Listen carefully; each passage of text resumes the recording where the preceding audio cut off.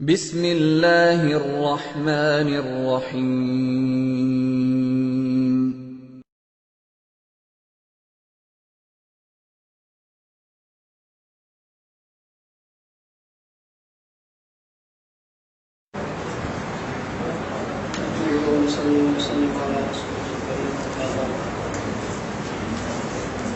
ترتیب کے لحاظ سے آج اس طرح فرمائے کا اصل سبب تو اسلام محترم مفتی ابو بکر شاہ منصور کا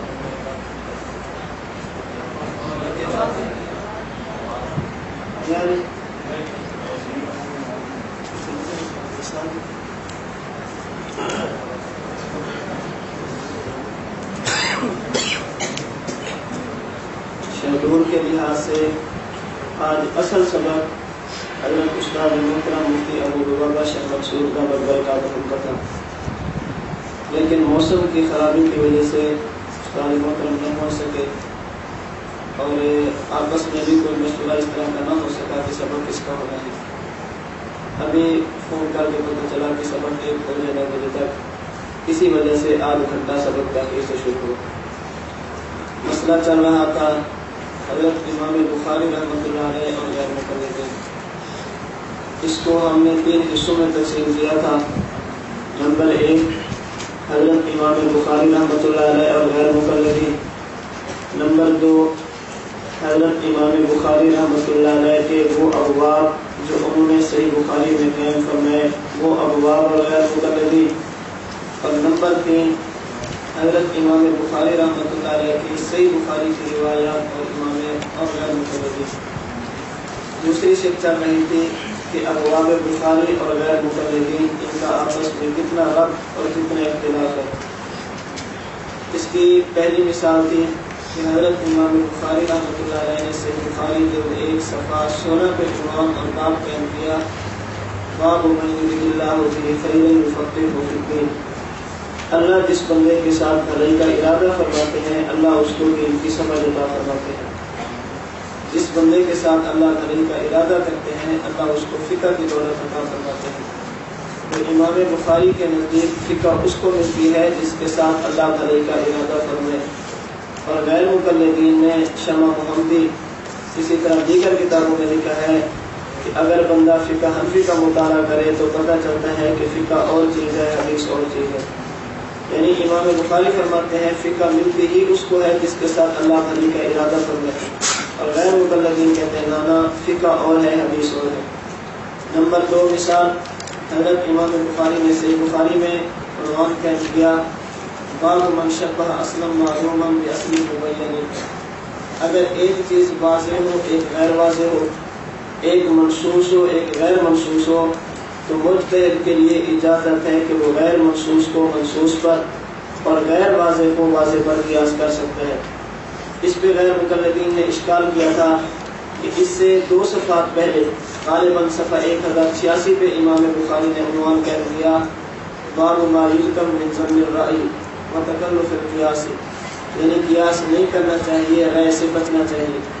غیر مقلدین کہتے ہیں امام بخاری فرماتے ہیں قیاس نہیں کرنا چاہیے اور تم کہتے ہو قیاس کرنا چاہیے۔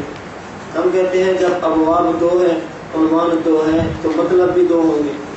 امام بخاری نے ایک عنوان قائم کیا ہے قیاس کرو، ایک عنوان قائم کیا ہے قیاس کرو، ایک ہے کرو اور ایک ہے نہ کرو۔ ایک میں کرنے کی اجازت ہے اور دوسرے میں مسمت ہے۔ اصل بات یہ ہے قیاس کرنے والے بندے 2 ہوتے ہیں۔ نمبر 1 قیاس کرنے والا اہل ہو، نمبر 2 قیاس کرنے والا نہ اہل ہو۔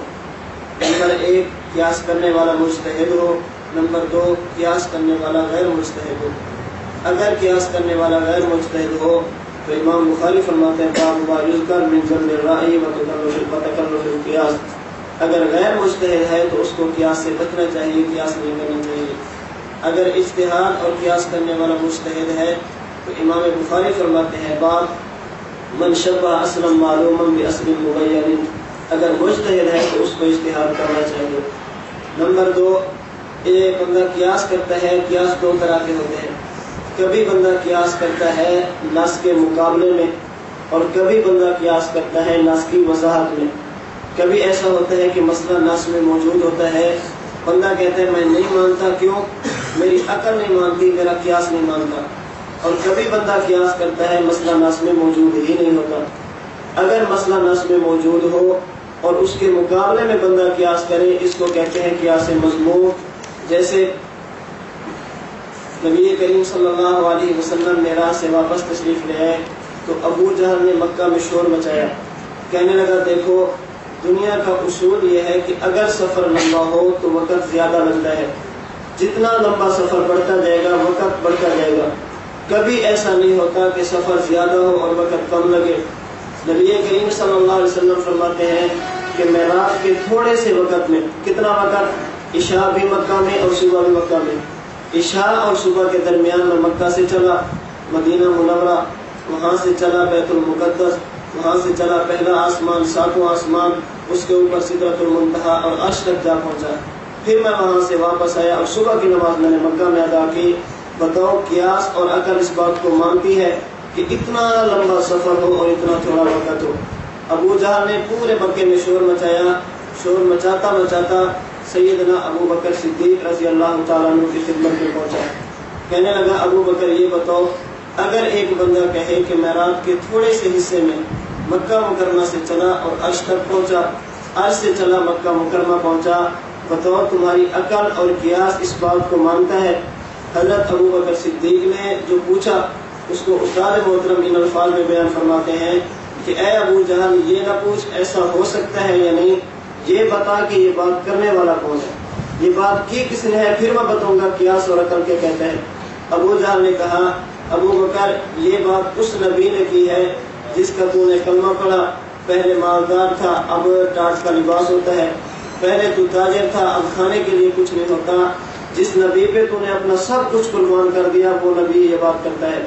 سیدنا ابو بکر صدیق رضی اللہ تعالیٰ عنہ نے ارشاد فرمایا ابو جہل میری عقل بھی کہتی ہے کہ ایسا نہیں ہو سکتا، لیکن میں کہتا ہوں ایسا ہو سکتا ہے۔ ابو جہل نے پوچھا ابو بکر جب عقل نہیں مانتی پھر کیوں مانتے ہو؟ حضرت ابو بکر صدیق نے فرمایا میں نے کلمہ عقل کا نہیں پڑھا، میں نے کلمہ اپنے نبی کا پڑھا ہے۔ عقل مانے اور میں مان لوں اس کا نام ایمان نہیں، عقل نہ مانے بندہ پھر مان لے اس کا نام ایمان ہے۔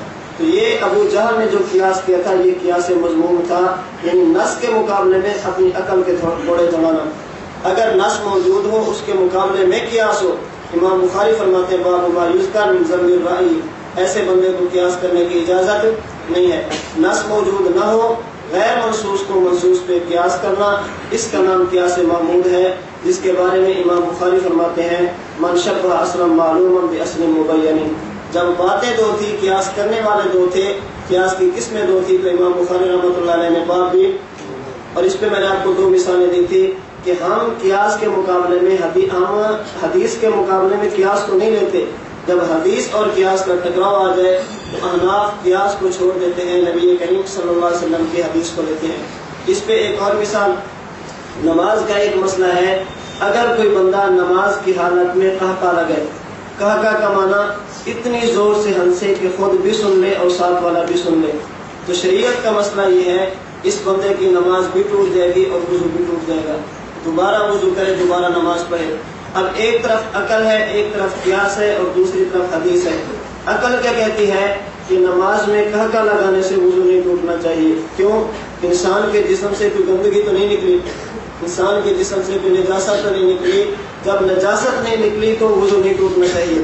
لیکن حدیث مبارکہ میں آتا ہے نبی کریم صلی اللہ علیہ وسلم نماز پڑھا رہے تھے، صحابہ بھی نماز پڑھ رہے تھے، ایک نبینہ صحابی تشریف لے آئے، آگے ایک گڑھا تھا، وہ صحابی چونکہ نبینہ تھے وہ گڑھے میں گر پڑے، تو صحابہ کرام جو حضور کے پیچھے نماز پڑھ رہے تھے ان میں سے بہت سارے لوگ ہنس پڑے، بہت سارے لوگوں نے قہقہ لگایا، حضور نماز سے فارغ ہوئے، فرمایا من کان قہقہ منکم فلیعید الوضوء والصلاۃ، جس بندے نے تم میں سے نماز میں قہقہ لگایا وہ وضو بھی دوبارہ کرے نماز بھی دوبارہ پڑھے۔ اب ایک طرف عقل ہے ایک طرف حدیث ہے، ہم نے کس کو لیا؟ حدیث کو لے لیا ہے، قیاس کو چھوڑ دیا ہے، لہذا ہمارے اوپر یہ الزام لگانا کہ تم حدیث کے مقابلے میں قیاس کو لیتے ہو یہ بالکل غلط ہے۔ نمبر 4، اگر کسی بندے کو نماز کے دوران حدث لاحق ہو جائے، بندے کا وضو ٹوٹ جائے تو حکم کیا ہے؟ یہ بندہ چلا جائے دوبارہ وضو کرے، اور آگے دو صورتیں ہیں، نمبر 1 دوبارہ نئے سرے سے نماز پڑھے، اور نمبر 2 بنا کرے۔ بنا کا معنی ایک رکعت پڑھ چکا تھا، ایک رہتی تھی، یہ دوبارہ جائے وضو کرے اور آ کے ایک رکعت پوری کرے۔ اب ایک طرف ہے حدیث اور ایک طرف ہے قیاس۔ قیاس کیا ہے؟ ایک بندے کا نماز کی حالت میں وضو ٹوٹا، وضو کا ٹوٹ جانا یہ نماز کے موافق ہے یا نماز کے منافی ہے؟ نماز کے منافی۔ ایک بندہ وضو ٹوٹا، وہ مسجد سے چلا، وضو خانے کی طرف گیا، یہ چلنا پھرنا نماز کے موافق ہے یا منافی ہے؟ وضو کا ٹوٹنا یہ بھی نماز کے منافی اور چلنا پھرنا یہ بھی نماز کے منافی۔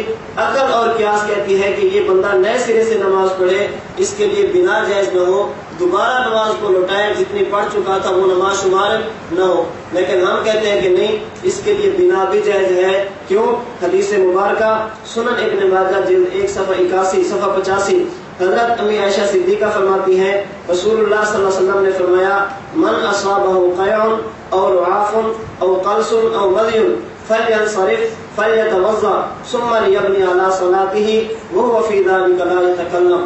فرمایا کہ اگر کسی بندے کا نماز کی حالت میں وضو ٹوٹ جائے، یہ بندہ چلا جائے، ثم لیبنی علی صلاتہ، وضو کرے اور آ کے نماز کی بنا کرے۔ شرط یہ ہے وہو فی ذلک لا یتکلم، جب یہ مسجد سے نکلا وضو کرنے کے لیے تو اس طرح کا کوئی بات نہ کرے، بنا کرنا جائز ہے۔ اب عقل کہتی ہے کہ بنا کرنا جائز نہ ہو، اس لیے کہ 2 فعل ایسے ہیں جو نماز کے منافی ہیں، وضو کا ٹوٹنا بھی نماز کے منافی اور چلنا پھرنا بھی نماز کے منافی۔ ایک طرف عقل اور قیاس ہے، دوسری طرف حدیث ہے، تو ہم نے عقل کو چھوڑا ہے کس کی وجہ سے؟ حدیث مبارکہ کی وجہ سے۔ لہذا ہمیں یہ کہنا کہ تم قیاس کو لیتے ہو حدیث کو چھوڑتے ہو، یہ وہی اعتراض ہے جو حضرت امام اعظم ابو حنیفہ نعمان بن ثابت رحمۃ اللہ علیہ کے دور میں بھی تھا اور آج بھی تھا۔ حضرت امام محمد باقر کے سامنے امام صاحب گئے تھے، استاد نے بتایا تھا، تو امام اس وقت بھی تھا کہ امام ابو حنیفہ قیاس کو لیتے ہیں، حدیث کو چھوڑتے ہیں۔ یہ اعتراض آج بھی ہے۔ اگر دلائل کی روشنی میں مسئلہ دیکھا جائے تو بات بالکل واضح ہو جاتی ہے۔ امام اعظم ابو حنیفہ قیاس کو چھوڑتے تھے حدیث کی وجہ سے، آج ان کے مقلدین احناف بھی حدیث کو لے لیتے ہیں، لیکن جب قیاس اور حدیث کا مقابلہ آ جائے تو قیاس کو نہیں لیتے، حدیث کو لیتے ہیں۔ آگے مسئلہ، اگر کوئی بندہ نماز کی حالت میں بات کرے تو نماز ٹوٹ جاتی ہے۔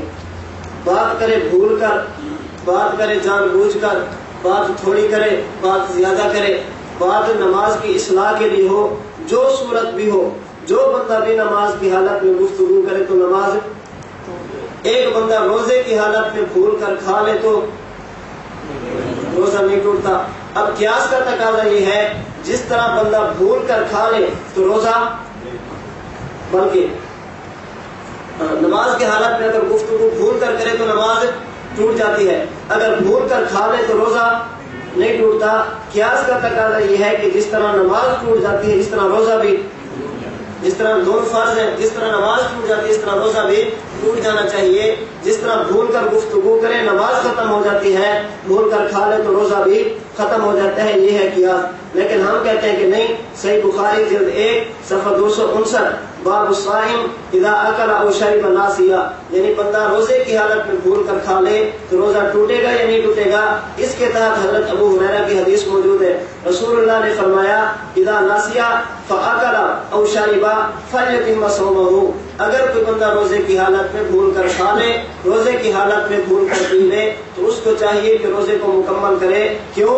فرمایا اس لیے کہ اللہ نے اس کو کھلایا بھی ہے، وسقاہ اللہ، اور اللہ نے اس کو پلایا بھی ہے۔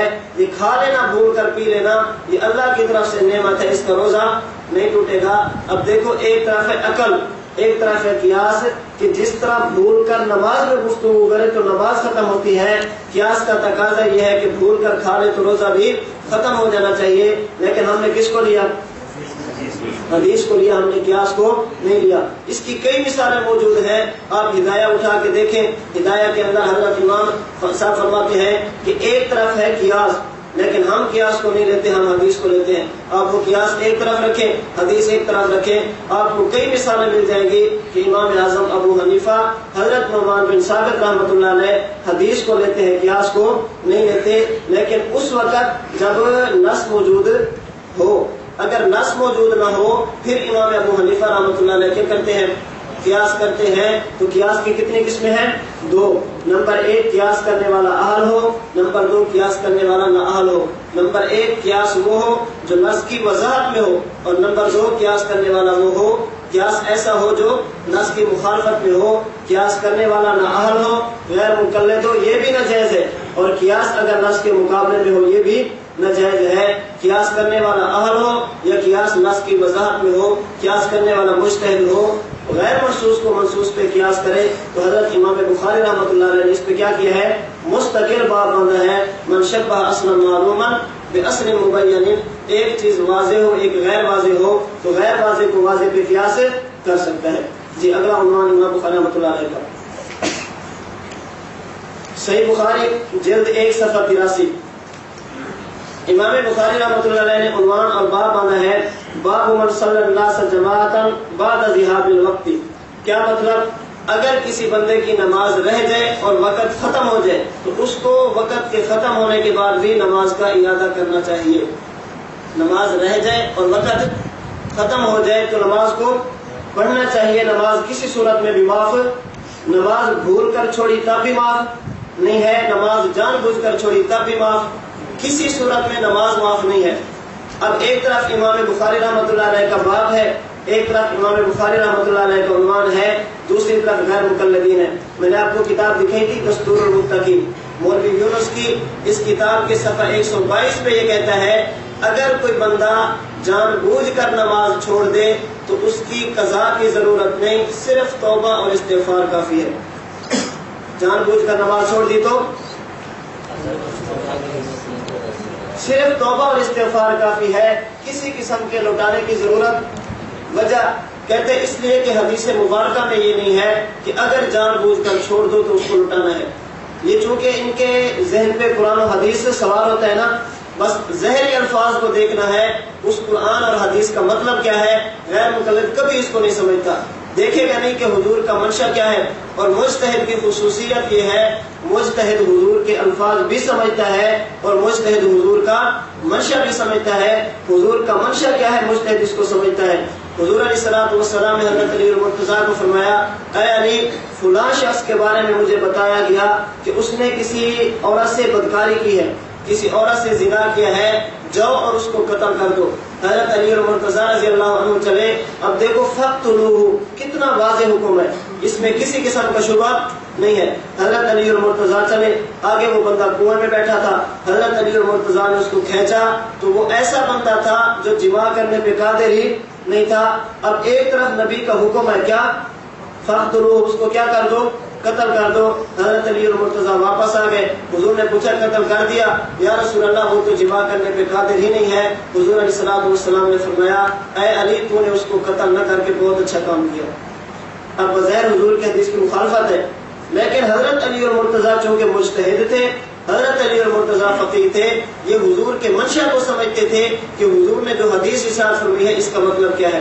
تو غیر مقلدین کا کام ہوتا ہے ظاہر الفاظ کو دیکھو، ظاہری الفاظ کو دیکھو اور حدیث کا منشا کیا ہے، مطلب کیا ہے، اس کو یہ بیچارے نہیں سمجھتے۔ لطیفہ مشہور ہے، ایک بیچارہ غیر مقلد تھا، اس نے صحیح بخاری کسی کتاب کو اردو حدیث والی اردو کی کتاب اٹھا لی اور حدیث مبارک کے اندر ہے کہ جو بندہ تم میں سے امام ہو تو وہ نماز ہلکی پڑھے۔ خفیف کے غالباً الفاظ ہیں، نماز کیا پڑھے؟ انڈیا والی اردو میں ہلکی کو بڑی اے کے ساتھ لکھتے ہیں، ہلکے، بظاہر ہم اس کو پڑھتے ہیں ہلکے، ہوتا کیا ہے؟ وہ بیچارہ عربی جانتا نہیں تھا، وہی تو زمان کا ترجمہ پڑھنے والا تھا، اس بیچارے نے پڑھا کہ جو امام ہو تو وہ نماز ہلکے پڑھائے۔ وہ کیا پڑھائے؟ جب وہ پڑھانے کے لیے اس نے نماز شروع کی تو بس پوری نماز میں ہل رہا ہے۔ مقتدیوں نے کہا امام صاحب خیریت تو ہے، پہلے تو اس طرح نماز نہیں پڑھاتے تھے، کہتے تم ہو جاہل، تمہیں کیا پتا، میں نے حدیث پڑھی ہے، حضور نے فرمایا کہ جو امام ہو تو وہ کیا پڑھے؟ نماز ہل کے پڑھے۔ اس لیے میں چونکہ اہل حدیث ہوں، میں نے کس پہ عمل کیا؟ حدیث پہ عمل کیا ہے۔ یہ ظاہر الفاظ کو دیکھتے ہیں، سمجھتے نہیں ہیں۔ دوسرا غیر مقلد اٹھا، اس نے کہا کہ دیکھو جو تم باجماعت نماز پڑھتے ہو یہ کسی جگہ بھی ثابت نہیں، بلکہ قرآن مجید نے تو باجماعت نماز پڑھنے سے منع کیا ہے۔ قرآن کہتا ہے نماز اکیلے اکیلے پڑھا کرو۔ علماء نے پوچھا، ہم نے قرآن بھی پڑھا، ہم نے تفسیر بھی پڑھی، ہم نے حدیث بھی پڑھی، اس کی شرح بھی پڑھی، ہماری نظروں میں تو کوئی ایسا مسئلہ، ایسی آیت اور حدیث نہیں گزری جس میں اللہ نے کہا ہو کہ نماز اکیلے پڑھنی ہے، نماز جماعت کے ساتھ نہیں پڑھنی۔ اس نے کہا کہ دیکھو، تم نے چونکہ قرآن و حدیث علماء سے پڑھا ہے، وہ خود نہیں سمجھتے، تمہیں کیا سمجھائیں گے؟ قرآن تو کہتا ہے وَلَقَدْ يَسَّرْنَا الْقُرْآنَ لِلذِّكْرِ فَهَلْ مِن مُدَّكِرٍ۔ قرآن خود سمجھو واضح ہے، دوسروں سے سمجھو گے تو مولوی مسئلے نہیں سمجھائیں گے، خود قرآن سمجھو تو پتہ چلے۔ عربی میں قرآن ہے، تم بھی عربی جانتے ہو، قرآن عربی میں ہے، حدیث عربی میں ہے، خود سمجھ لو، کسی کے پاس جانے کی ضرورت نہیں۔ علماء نے کہا ہمیں بھی وہ آیت دکھا دو جس میں یہ ہو کہ نماز اکیلے پڑھنا ہے۔ کہتے ہیں قرآن کریم میں ہے إِنَّ الصَّلَاةَ تَنْهَىٰ، إِنَّ الصَّلَاةَ، اللہ نہیں کہتا إِنَّ الصَّلَاةَ تَنْهَىٰ، بے شک نماز تنہا پڑھنی ہے، اکیلے پڑھنی ہے، جماعت کے ساتھ نہیں پڑھنی۔ تو یہ ظاہر الفاظ کو دیکھتے ہیں۔ اب ایک طرف امام بخاری کیا فرماتے ہیں، اگر نماز کا وقت ختم ہو جائے، نماز چھوٹ جائے تو نماز کو پڑھنا ہے۔ مولوی یونس کہتا ہے دستور المتقی صفحہ 122 پہ، نانا اگر بھول کر چھوڑ دی، اگر بھول کر چھوٹ گئی تو اعادہ ہے، اگر سو گیا چھوٹ گئی تو اعادہ ہے، اگر جان بوجھ کر چھوڑ دی تو نماز لوٹانے کی ضرورت نہیں ہے۔ وجہ کہتے ہیں اس لیے کہ حدیث میں یہ بات ثابت نہیں، اس لیے کہ حدیث میں یہ بات صحیح بخاری میں بھی حدیث موجود ہے، صحیح مسلم میں بھی حدیث موجود ہے، صحیح بخاری اور صحیح مسلم دونوں میں حدیث موجود ہے۔ حضور علیہ الصلوۃ والسلام نے فرمایا کہ جو بندہ نماز کے وقت سو جائے یا جو بندہ نماز بھول جائے، بھول کی وجہ سے نماز چھوٹ جائے یا سونے کی وجہ سے نماز چھوٹ جائے، تو جب بیدار ہو نماز پڑھنے اور جب یاد ہے نماز۔ حضور نے کتنی چیزوں کو ذکر کیا، نمبر 1 بھول جائے اور نمبر 2 سو جائے۔ حضور نے یہ تو نہیں فرمایا کہ جان بوجھ کر چھوڑ دو، تب بھی اگر جان بوجھ کر چھوڑنے کی وجہ سے قضا ہوتی، حضور کیا فرماتے، اس کو بھی ذکر فرماتے۔ پیغمبر نے بھول کر قضا کا ذکر تو فرمایا، جان بوجھ کر چھوڑنے کی قضا کا ذکر نہیں فرمایا۔ اگر جان بوجھ کر چھوڑنے پہ قضا ہوتی تو حضرت نبی کریم صلی اللہ علیہ وسلم اس کو بھی ذکر فرماتے۔ اب دیکھو اصل مسئلہ کیا ہے، اس پہ استاد محترم متکلم اسلام حضرت مولانا محمد الیاس گھمن حافظہ اللہ کا مستقل بیان موجود ہے، آپ اس کو سنیں۔ استاد جی نے یہ مسئلہ مثالوں سے سمجھایا ہے۔ قرآن کریم میں اللہ رب العزت ارشاد فرماتے ہیں وَلَا تَقُولُوا لِمَن يُقْتَلُ فِي سَبِيلِ اللَّهِ أَمْوَاتٌ بَلْ أَحْيَاءٌ وَلَٰكِن لَّا تَشْعُرُونَ۔ وہ شہید جو میرے راستے میں کٹ جائے، جس نے اپنے جسم کے ٹکڑے کرا دیے، تم نے اس کے جسم کو مردہ بل احیا، بلکہ یہ کون ہے، اس کو زندہ کہنا ہے، لیکن کیسے زندہ ہے، وَلَٰكِن لَّا تَشْعُرُونَ، یہ بات تمہیں سمجھ میں، کیفیت کو چھوڑ دو، زندہ مان لو۔ استاد انشاءاللہ مسئلہ پڑھائیں گے تو یہ وضاحت ساری آئے گی۔ استاد فرماتے ہیں اللہ نے اس آیت میں مسلمانوں کو 2 چیزوں کا حکم دیا، نمبر 1 بل احیا، شہید کو زندہ کہنا ہے، نمبر 2 وَلَٰكِن لَّا تَشْعُرُونَ، کیسے زندہ ہے، اس کیفیت میں بات نہیں کرنی، کیفیت میں نہیں جانا، زندہ ماننا ہے۔ اللہ نے فرمایا زندہ کہنا ہے، مماتی کہتے ہیں ہم زندہ نہیں کہتے۔ اللہ فرماتے ہیں کیسے زندہ ہے، یہ بات نہیں کرنی، وہ کیا کہتا ہے کیسے زندہ ہے، ہمیں سمجھ میں، جس چیز کا اللہ نے حکم دیا اس کو نہیں مانتا، جس سے اللہ نے روکا اس میں پڑتا ہے۔ بہرحال ہم اس آیت کو پیش کرتے ہیں حیات النبی صلی اللہ علیہ وسلم پہ، ہماری دلیل ہے نا، مفسرین نے لکھا ہے کہ جب یہ حیات شہید کے لیے ثابت ہے تو حضور علیہ الصلوۃ والسلام کے لیے اس سے بڑھ کر ثابت ہوگی۔ جب ہم پیش کرتے ہیں تو غیر مماتی غیر مقلد کہتے ہیں اگر اس آیت میں نبی کی حیات کا ذکر تھا تو اللہ نبی کی حیات کو ذکر فرما دیتے، شہید کی حیات کو ذکر فرما کے اللہ نے شبہ میں کیوں ڈال دیا؟ اگر نبی کی حیات بھی ثابت ہے اللہ واضح فرما دیتے کہ میرا نبی زندہ ہے، شہید کی حیات کو ذکر فرمایا ہے، نبی کی حیات کو ذکر کیوں نہیں فرمایا؟ ساری فرماتے ہیں وجہ یہ ہے، قرآن اور حدیث کا اسلوب یہ ہے، اللہ ادنا چیز کو ذکر فرماتے ہیں، اعلیٰ چیز کا ذکر خود بخود سمجھ میں آتا ہے۔ قرآن کریم میں ہے وَقَضَىٰ رَبُّكَ أَلَّا تَعْبُدُوا إِلَّا إِيَّاهُ وَبِالْوَالِدَيْنِ إِحْسَانًا إِمَّا يَبْلُغَنَّ عِندَكَ الْكِبَرَ أَحَدُهُمَا أَوْ كِلَاهُمَا فَلَا تَقُل لَّهُمَا أُفٍّ، اگر والدین بوڑھے ہو جائیں تو ان کو اف، والدین کو جوتے نہیں مارنے، یہ قرآن میں ہے جی، والدین کو گھر سے نہیں نکالنا، یہ قرآن میں ہے اللہ نے ادنا کو ذکر فرمایا. اگر اللہ یہ فرما دیتے کہ والدین کو مارنا نہیں، والدین کو جوتے نہیں لگانے، گھر سے نہیں نکالنے، تو کوئی کماتی کہہ سکتا تھا کہ اف تو کہہ سکتے ہیں نا. اگر اف کہنا بھی نہ جائز تھا اللہ اس کو ذکر فرما دیتے. اگر اللہ اعلیٰ کو ذکر فرما دیتے تو ادنا کا ذکر سمجھ میں نہ آتا. اللہ نے ادنا کو ذکر فرمایا کہ جب والدین کو اف کہنا جائز نہیں ہے تو والدین کو مارنا کیسے جائز ہوگا. اب ایک کماتی اٹھے اور والدین کو جوتے لگانا شروع کر دے، وہ کہے قرآن کہتے ہیں ہمیں نہ مارو، کہتے ہیں قرآن نے اف کہنے سے منع تو کیا ہے، قرآن نے جوتے لگانے سے منع تو جواب کیا ہوگا؟ اگر اعلیٰ کو ذکر کیا جاتا تو ادنا کا ذکر سمجھ میں نہ آتا. اللہ تعالیٰ نے ادنا کو ذکر فرما دیا ہے، اعلیٰ کا ذکر کیا ہو گیا؟ خود بخود سمجھ میں آ گیا. نبی کریم صلی اللہ علیہ وسلم فرما دیتے اگر بھول کر نماز چھوڑ دی، اگر فرما دیتے جان بوجھ کر نماز چھوڑ دی تو اس کی قضا ہے. کوئی غیر مقلد کہہ سکتا تھا حضور کی امت سے بھول چوک تو معاف ہے، بھول چوک پہ کوئی پکڑ نہیں ہے. حضور نے فرمایا کہ جان بوجھ کر چھوڑ دو تو قضا ہے، اگر بھول کر چھوڑ دو تو اس کی قضا نہیں، کیونکہ حضور کی امت سے کیا معاف ہے؟ بھول چوک معاف ہے. ہم کہیں گے نانا حضور نے ادنا کو ذکر فرما دیا، اگر جان بوجھ کر چھوڑنے کی قضا کو ذکر فرماتے بھول کر چھوڑنے کی قضا سمجھ میں نہ آتی. اگر جان بوجھ کر چھوڑنے کی قضا کو ذکر فرماتے تو سونے کی حالت میں قضا کی سمجھ نہ آتی. حضور نے ادنا کو ذکر فرمایا ہے کہ وہ نماز جو سونے کی حالت میں بھی معاف نہیں، وہ نماز جو بھول کر چھوڑنے کی صورت میں بھی معاف نہیں، وہ نماز جان بوجھ کر چھوڑنے کی صورت میں کیسے معاف ہوگی؟ بات سمجھو. تو حضور نے ادنا کو ذکر فرمایا ہے، اعلیٰ کا ذکر خود بخود سمجھ میں آیا ہے. مدارس میں پڑھایا جاتا ہے، اشتہار چلتا ہے کہ اس سال دورہ حدیث والے طلباء کو وظیفہ بھی دیا جائے گا. لکھا ہوتا ہے نا، اس میں شیخ الحدیث کا بھی لکھا ہوتا ہے، شیخ الحدیث کو بھی وظیفہ دیا جائے گا. کیوں؟ اب ایک بندہ کہے کہ ہمیں تو ملے گا شیخ الحدیث کو. مرکز کا اشتہار چھپا کہ جو طلباء تحقیق المسائل میں تشریف لے آئیں گے ان کے کھانے کا انتظام مرکز کی طرف سے ہوگا. پڑھانے والوں کا بھی ہوتا ہے جی، اشتہار میں ہوتا ہے کہ پڑھانے والوں کو بھی کھانا دیا جائے گا. اگر یہ ہوتا کہ پڑھانے والوں کو کھانا دیا جائے گا، شیخ الحدیث کو وظیفہ دیا جائے گا، تو طلباء کا ذکر اس سے سمجھ میں آ جاتا.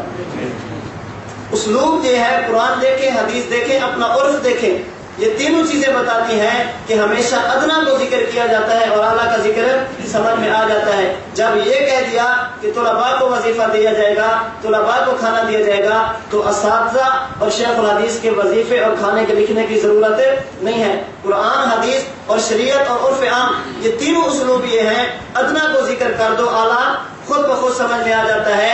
اب دیکھو اگر شیخ الحدیث کا لکھ دیا جاتا تو طلباء کا ذکر سمجھ میں نہ آتا. طلباء کا ذکر لکھا ہے، شیخ الحدیث کا ذکر سمجھ میں آیا ہے. قرآن کریم میں اف کہنے سے تو منع کیا، مارنے سے منع نہیں کیا. اف کو ذکر فرمایا ہے اور مارنے کے نہ مارنے کا ذکر خود بخود سمجھ میں آیا ہے. نماز بھول کر چھوڑ دی، اس کو ذکر فرمایا ہے. نماز جان بوجھ کر چھوڑ دی، اس کا ذکر خود بخود سمجھ میں آیا ہے. شہید زندہ ہے، یہ ذکر فرمایا ہے.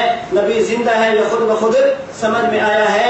جس طرح اگر جان بوجھ کر نماز چھوڑنے کے ذکر فرماتے، بھول کر چھوڑنے کی قضا سمجھ میں نہ آتی. والدین کو نہ مارنے کی اگر اللہ فرما دیتے تو اف کہنے سے منع یہ سمجھ میں نہ آتی. اسی طرح اگر اللہ فرما دیتے نبی زندہ ہے تو شہید کی حیات سمجھ میں نہیں آنی تھی. اللہ نے ادنا کو ذکر فرمایا ہے اور اعلیٰ کا ذکر خود بخود سمجھ میں آیا ہے. بہرحال امام بخاری نے عنوان کیا قائم کیا ہے؟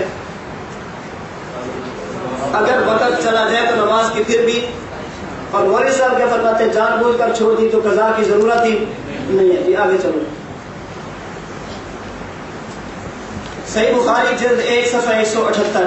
حضرت امام بخاری نے باب قائم کیا جو کل استاد جی نے بتایا تھا، لکھوایا تھا آپ کو. باب المیت یسمع خفق النعال، کہ مردہ جس کو لوگ دفن کر دیں وہ دفنانے والوں کی جوتوں کی آواز کو سنتا ہے. استاد نے آپ کو کل بتایا تھا اس پہ، طالب الرحمان کی کتاب آئیے عقیدہ سیکھیے. ہمارا نظریہ یہ تھا، پہلے نظریہ یہ تھا کہ ایک غیر مقلد مولوی کی دوسرے غیر مقلد مولوی سے بات نہیں ملتی، ایک کچھ لکھے گا دوسرا. اب ہمارا نظریہ یہ ہے کہ ایک مولوی کی بات نہیں، غیر مقلد ایک ہی مولوی ہوگا، اس کی ایک صفحے کی بات دوسرے صفحے سے نہیں ملتی. ایک صفحے کی بات اس میں نے آپ کو لطیفہ بتایا تھا کہ غیر مقلد مولوی اس وقت تک مولوی ہے جب تک کتاب، جو ہی کتاب لکھ لی اب وہ مردود بھی ہے، اس کی کتابیں سب کچھ اب غیر مقلدین کے نزدیک مردود ہیں۔ حضرت امام اہل سنت شیخ الحدیث والتفسیر حضرت مولانا سرفراز خان صفدر، اللہ ان کی قبر پہ کروڑوں رحمتیں نازل فرمائے، حضرت نے ایک کتاب لکھی ہے احسن الکلام فی ترک القراءۃ خلف الامام۔ بندہ امام کے پیچھے نماز پڑھے تو قرآن پڑھنے کی ضرورت، بندہ قرآن نہ پڑھے تو نماز ہو جاتی ہے۔ پوری کتاب کا خلاصہ، پوری کتاب کا نچوڑ یہ ہے کہ امام کے پیچھے فاتحہ نہ پڑھو تو نماز ہو جاتی ہے۔ یہ کتاب اتنی سی ہے، اتنی موٹی۔ اس کتاب کا جواب لکھا ارشاد الحق عصری صاحب نے توضیح الکلام فی وجوب القراءۃ خلف الامام، یہ اتنی موٹی ہے، توضیح الکلام فی وجوب القراءۃ خلف الامام۔ یہ ٹائٹل پہ لکھا۔ وجوب کا معنی کیا ہوتا ہے؟ جان بوجھ کر چھوڑ دو نماز ہوتی ہے؟ واجب اگر جان بوجھ کے بندہ چھوڑ دے یا چھوٹ جائے تو نماز ہوتی ہے؟ کہتے ہیں امام کے پیچھے قرات کرنا واجب ہے، امام کے پیچھے قرات کرنا۔ جواب کس کا لکھ رہا ہے؟ احسن الکلام کا۔ احسن الکلام کا خلاصہ فاتحہ نہ پڑھو تو نماز ہو جاتی ہے۔ جواب کا تقاضا کہتا ہے کہ فاتحہ نہ پڑھو تو نماز نہ ہو۔ کتاب کا عنوان بتاتا ہے کہ فاتحہ نہ پڑھو تو نماز نہیں ہوتی۔ یہ اس کتاب کے صفحہ 101 پہ کہتا ہے حضرت امام بخاری سے لے کر ہمارے دور کے جو محققین، خلاصہ اس کا مفہوم یہی ہے، ہمارے دور کے محققین اہل حدیث علماء تک آپ دیکھ لیں، کسی عالم نے اپنی کتاب میں یہ نہیں کہا کہ فاتحہ نہ پڑھو تو نماز نہیں ہوتی۔ ہم بھی کہتے ہیں فاتحہ نہ پڑھو نماز ہو جاتی ہے، ہم کہتے ہیں جب نہ پڑھو نماز ہو جاتی ہے۔ یہی شیخ صاحب نے لکھا ہے، تم بھی کہتے ہو فاتحہ نہ پڑھو نماز ہو جاتی ہے، پھر جواب لکھنے کی کیا ضرورت تھی؟ سمجھو نا، پھر جواب لکھنے کی کیا ضرورت تھی؟ شیخ صاحب بھی فرماتے ہیں نماز ہو جاتی ہے، تو بھی کہتے ہیں نماز ہو جاتی ہے۔ جب دونوں نماز کے ہونے کا کہنا ہے تو خود کو ضرور مردود کروانا تھا۔ تو جب آپ نے یہ پیش کرنا ہے، اس نے آگے سے کیا کہنا ہے؟ ہم اس کے مقلد ہیں۔ میں نے آپ کو کتاب لکھی تھی حضرت امام بخاری رحمۃ اللہ علیہ کے خلاف تلاش حق، یاد ہوگا، جو وہ کہتے ہیں خام میں حضور کی زیارت والا عقیدہ آیات قرآن کا صریح کفر کرتا ہے۔ امام بخاری فرماتے ہیں، میں نے بخاری ہی اس لیے لکھی ہے۔ یہاں ایک غیر مقلد آیا، عید الاضحیٰ کی چھٹیاں تھی، یہاں آیا، کہتا ہے کہ میں نے رفع الیدین پہ پاس کرنی ہے، میں اس کو لائبریری میں لے گیا، میں نے کہا رفع الیدین، سب سے پہلے اس نے سوال یہ کیا، کہتے ہیں کیا بخاری میں رفع الیدین نہ کرنے کی حدیث بھی ہے؟ میں نے کہا کسی کتاب میں ہے صحیح؟ کہتے ہیں صرف ایک روایت ہے جو سنن نسائی میں حضرت برا بن عازب کی ہے۔ میں نے کہا الحمدللہ دنیا میں ایک غیر مقلد پیدا ہو گیا جس نے رفع الیدین نہ کرنے کی ایک حدیث کو مان لیا۔ ایک تو مان لیا نا، باقی ہم خود منوا لیں گے۔ بہرحال کہتے ہیں بخاری میں رفع الیدین، میں نے کہا ٹھہر جا، پانی پی لے، پھر بات کر لیتے، جلدی کون سی ہے؟ تو بات میں نے یہاں سے شروع کی، میں نے کہا یہ بتاؤ رفع الیدین کرنا نہ کرنا بات کی بات ہے، تمہارے مولویوں میں سے جو اس وقت زندہ ہے بہت بڑا نام ہے مبشر ربانی کا، جانتے ہو؟ کہتے جی ہاں جانتا ہوں۔ میں نے کہا کیسا بندہ ہے؟ کہتے بہت اچھا بندہ ہے، ہمارا بہت بڑا عالم ہے۔ میں نے کہا ایک غیر مشہور نام ہے، میں نے اس کا نام نہیں لیا، میں نے مبشر ربانی کا نام لیا۔ میں نے کہا ایک ارشاد اللہ مان ہے، اس نے کتاب لکھی، کتاب کا نام ہے تلاش حق، اس کی تصدیق اور نظر ثانی یہ کی ہے مبشر ربانی، جانتے ہو کتاب کو؟ کہتے ہیں اچھی طرح جانتا ہوں۔ میں نے کہا کیسی ہے؟ کہتے اگر کوئی بندہ حنفیت چھوڑ کے غیر مقلد ہونا چاہے اس کے پاس دو کتابوں کا ہونا ضروری ہے، نمبر 1 تلاش حق اور نمبر 2 رسول اللہ سے احناف کا اختلاف، احناف کا رسول اللہ سے اختلاف۔ یہ کتاب احناف کا رسول اللہ سے اختلاف حنفیوں سے توڑنے کے لیے ہے اور تلاش حق یہ غیر مقلد بنانے کے لیے ہے۔ اگر کوئی بندہ 2 کتابیں پڑھ لے تو وہ حنفی نہیں رہے گا، غیر مقلد بن جائے گا۔ ہر غیر مقلد کے پاس اس کتاب کا ہونا ضروری ہے۔ میں نے کہا بہت اچھا، کہیں وہ کام نہ کرنا جو یہودیوں نے کیا تھا۔ کہتا ہے کیا مطلب؟ میں نے کہا یہودی حضور کی خدمت پہ ہے، کہنے لگے حضور اگر عبداللہ بن سلام کلمہ پڑھ لے تو ہم بھی۔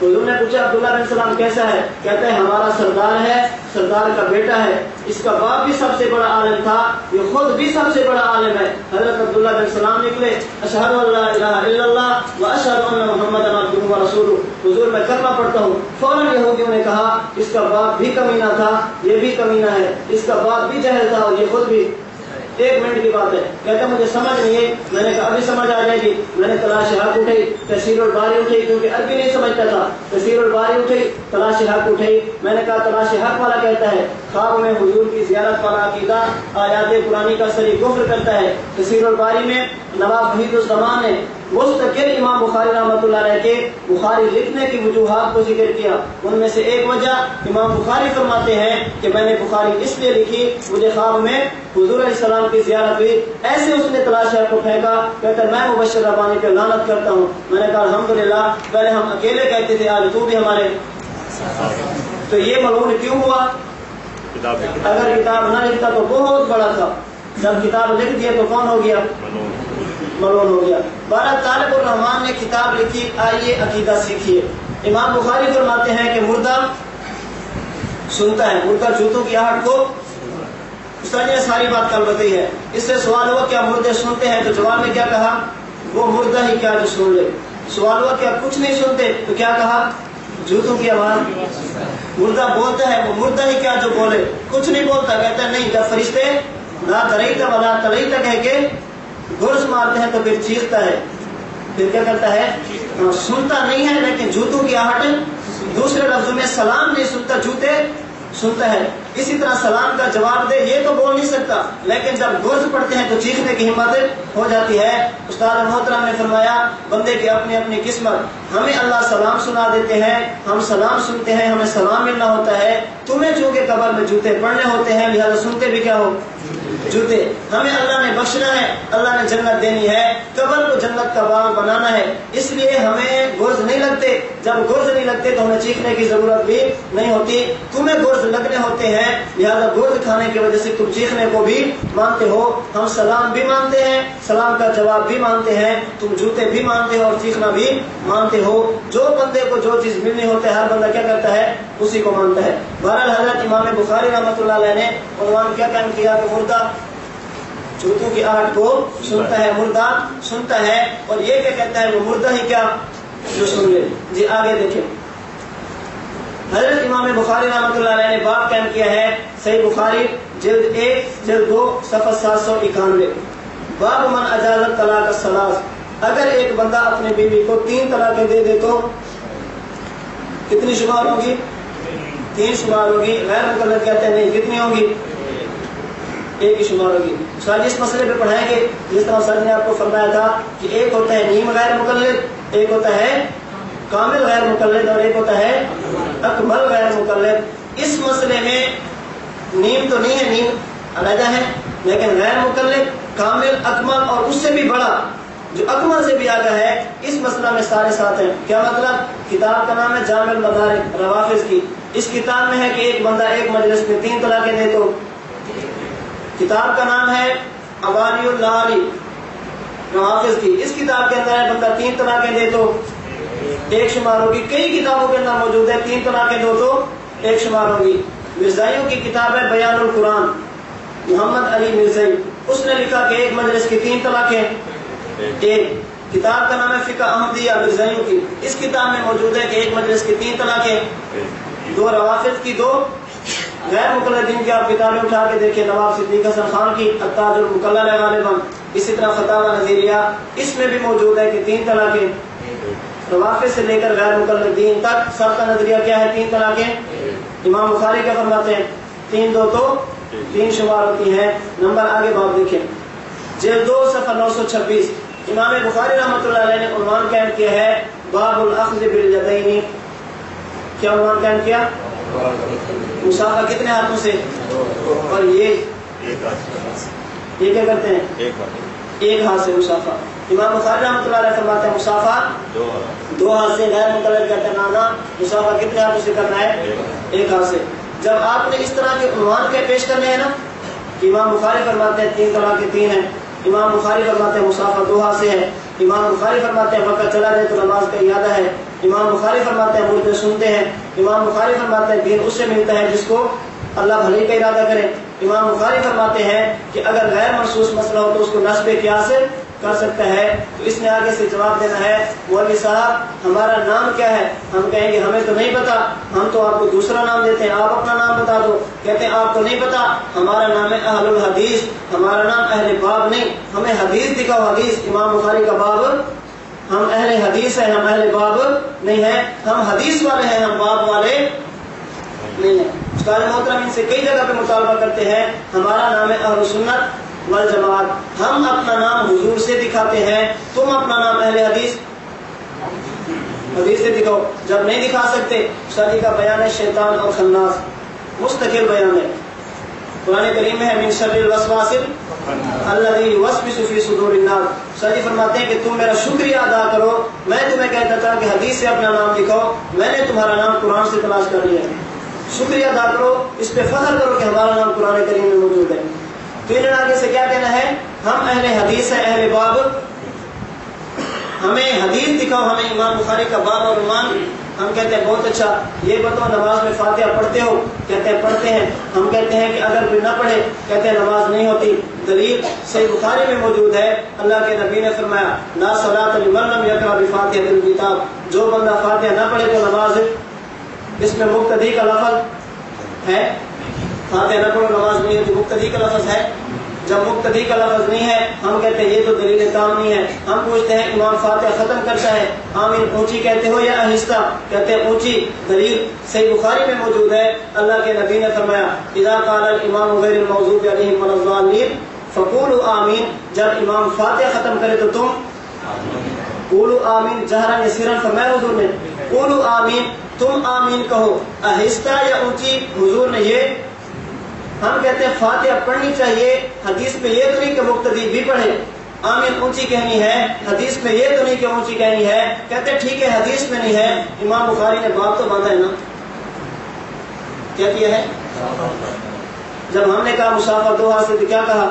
ہم اہل باب نہیں, ہم کون ہیں؟ ہم کہتے ہیں فاتحہ نہ پڑھنے کی حدیث, فاتحہ نہ پڑھو نماز نہیں ہوتی. صحیح بخاری میں دکھا دو مقتدی کا لفظ, کہتے ہیں حدیث میں تو نہیں ہے, لیکن امام بخاری اتنا بڑا محدث ہے, انہوں نے ایسے باب تو نہیں باندھا. آمین اونچی کہنی ہے, حدیث میں نہیں ہے, امام بخاری نے باب تو باندھا ہے. ہم کہتے ہیں اگر ہم پیش کریں تو تم اہل حدیث ہوتے ہو, جب اپنی باری آتی ہے تو اہل باب بن جاتے ہو. ہم نے پیش کرنا ہے باب الاخذ بالیدین, مسافہ کتنے ہاتھوں سے؟ اس سے پہلے ایک اور سمجھے, اسی کے تحت امام بخاری رحمۃ اللہ علیہ نے حدیث ذکر کی ہے کہ حضرت غالباً انس بن مالک ہے, دیکھ لینا. انس بن مالک فرماتے ہیں میں نے حضور سے مسافہ کیا, میرا ایک ہاتھ حضور کے دو ہاتھوں کے درمیان تھا, میرا ایک ہاتھ حضور کے. آپ نے کہنا ہے کہ ایک مجلس کی 3 طلاقیں 3 ہیں. وجہ حضرت عمر کے دور میں اجماع ہوا, حضرت عمر کا فیصلہ ہے, تو کیا کہے گا؟ ہم نے کلمہ نبی کا پڑھا ہے, ہم نے کلمہ حضرت عمر کا, ہم نے کہنا ہے حیات النبی ثابت ہے حضرت ابو بکر صدیق کی وصیت کی وجہ سے, تو کیا کہے گا؟ ہم نے کلمہ ابو بکر کا نہیں پڑھا, کلمہ کس کا پڑھا؟ حضور کا پڑھا. ہم نے کہنا ہے تراویح 20 ہے, حضرت عثمان کے دور میں بھی پڑھی گئی, حضرت عمر کے دور میں بھی پڑھی گئی, تو کیا کہے گا؟ ہم نے کلمہ نبی کا پڑھا ہے, ہم نے کلمہ عمر اور عثمان کا. ہم نے کہنا جمعہ کی اذانیں 2 ہیں, کہے گا ہم نے کلمہ حضرت عثمان کا پڑھا ہے, ہم نے کلمہ حضرت نبی کریم کا پڑھا ہے, ہم نے کلمہ حضرت عثمان کا.